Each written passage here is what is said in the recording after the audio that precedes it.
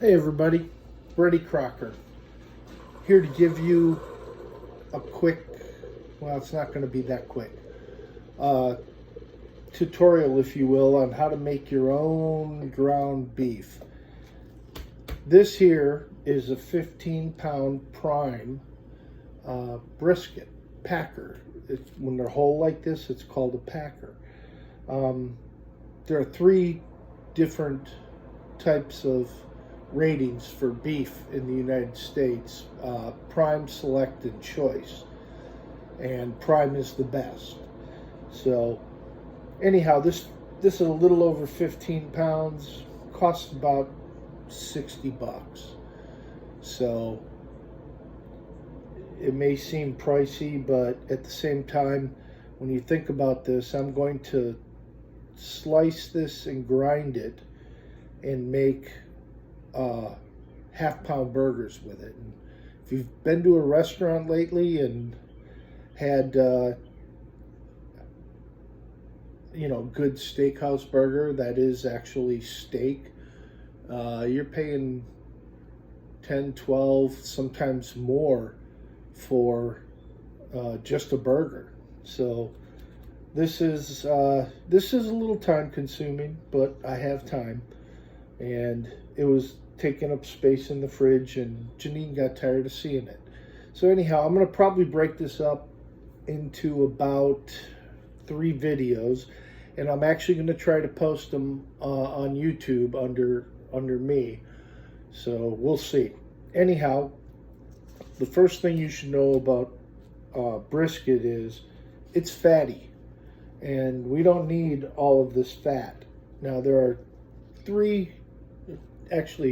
two distinct parts of a brisket. This end here is called the flat. It's the leanest, so don't have to really trim any of that. Up here is the point, much fattier. And this right here is called the decal. And first thing we're going to do is cut this, because I like my ground meat to be in the 85 range. So I'm going to keep it though, just in case I need to add fat later.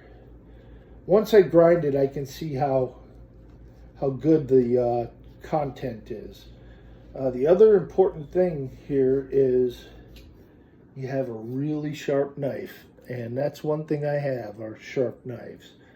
And you can see on top here there's a fat cap. We're going to get rid of that, because again, brisket in and of itself has a ton of internal fat or marbling. That's what makes it so tender when it's slow cooked, or at least slow cooked properly. So yeah, I'm gonna clean. This is like a little bit of silver skin and a little bit of surface fat.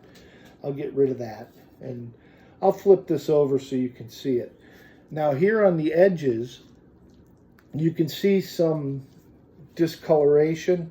It's just from the processing of the beef, but I'm going to take that off because I don't want that in there. And this is a great doggy snack. They love it. Now I'm going to flip this over for you so you can see just how much fat is actually on these things. And if I was doing this for the smoker, I would trim a ton of this down, and I'm still going to take some of this off. So, but you can see this side is all just a layer of fat. And what you do when you put it on a smoker, depending how you like, your meat, I don't like it particularly fatty. You just trim it back. Same thing over here. This is still part of that decal, which is a big. And I run the knife right up to the meat and then pull it off. You can see, take off a little bit of meat. Then I'm just going to set that aside because I can use that later on. And of course, when you're making ground meat, be it chuck or whatever, you need some fat in it, or the meat will seize up. It'll, you know, when you go to cook it, it won't be tender. It won't be juicy. So what we're doing here is just getting rid of some of this excess fat. So we've probably taken off a pound, a little over a pound of fat off of this thing. And I don't see any silver skin, so I'm not going to mess with it more. I've got a little bit of silver skin right here. And just run the knife right under it. And it pretty much comes right off. It isn't as easy as ribs where you can cut under that silver skin and you can just pull it off with a napkin. You actually have to use your knife. So lesson learned, run the knife away from you. And I wear gloves when I do this. You don't have to. I always wear gloves generally when I'm dealing with chicken. And see, this is still too much right here. So we're going to cut that down. And we're going to put it on the side. Like I said, after I start grinding it, what we're going to do is I'll look at it, and I'm going to grind it twice. So if it looks a little lean, I'll just run some of this fat through the grinder with it. Now what you do, I start at the point end, and you don't have to. You can start at whichever end you want. And you cut it in strips, just like this, okay?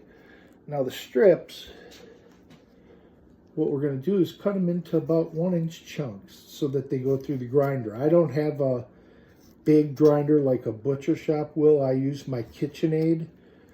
So they got to be able to fit in the chute. So that's pretty much it. And once I get this all cut up, I'm going to toss it into these freezer bags I have here, and I'm going to throw it in the freezer for about an hour to make it kind of solid, and that will allow me to grind it easier. My grinding attachment and everything else is already in the freezer. So anyhow, I won't make you watch me cut an entire brisket up, but we'll be back with the second part.